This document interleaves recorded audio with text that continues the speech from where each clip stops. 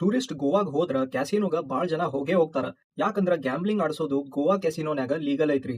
Casino business ಇಂದ Goa government ಗ tax ಮೂಲಕ ಬಹಳಷ್ಟು ದುಡಿಮೆ ಆಗ್ತೈತ್ರಿ. ಇದರಿಂದ ಗೋವಾ ಡೆವಲಪ್ ಮಾಡಾಕ ಹೆಲ್ಪ್ ಆಗ್ತೈತಂತ. ಆದ್ರ ಇದ್ರ ಹಿಂದ ಒಂದು ದೊಡ್ಡ ಡಾರ್ಕ್ ರಿಯಾಲಿಟಿ ಐತ್ರಿ. ಕ್ಯಾಸಿನೋ ಬಿಸ್ನೆಸ್ನ್ಯಾಗ ಅಲ್ಲಿ ಪಾಲಿಟಿಷಿಯನ್ಸ್ ಮತ್ತ ಹೊರಗಿನ ಪಾಲಿಟಿಷಿಯನ್ಸ್ ಸೈಲೆಂಟ್ ಪಾರ್ಟ್ನರ್ಸ್ ಇದಾರ್ರಿ. ಆಮೇಲೆ ಕ್ಯಾಸಿನೋನ್ಯಾಗ ಬೇರೆ ಬೇರೆ ಗೇಮ್ಸಿನ ಟೇಬಲ್ ಖರೀದಿ ಮಾಡ್ಕೊಂಡು ಸ್ವಲ್ಪ ಇನ್ಫ್ಲೂಯೆನ್ಷಿಯಲ್ ಜನ ಅಲ್ಲೇ ತಮ್ಮ ದುಡಿಮೆ ಮಾಡ್ಕೊಂತಾರ್ರಿ.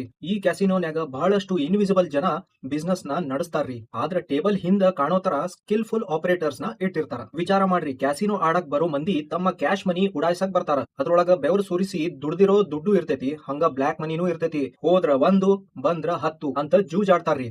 ಆದ್ರ 10 ಹೋಗ್ತೈತಿ, ಒಂದಷ್ಟ ಒಳಗ್ ಬರ್ತೈತಿ. ಕ್ಯಾಸಿನೋನ್ಯಾಗ 95% ಜನ ತಮ್ಮ ದುಡ್ಡು ಕಳ್ಕೊಂತಾರಂತ. ಬರೀ 5% ಜನರಿಗೆ ಪ್ರಾಫಿಟ್ ಸಿಗ್ತೈತಿ. ವಿಚಾರ ಮಾಡ್ರಿ, ಈ ತರ ಎಷ್ಟು ದುಡ್ಡು ಮಾಡ್ಕೊಂತಾರ ಕ್ಯಾಸಿನೋ ಓನರ್ಸ್.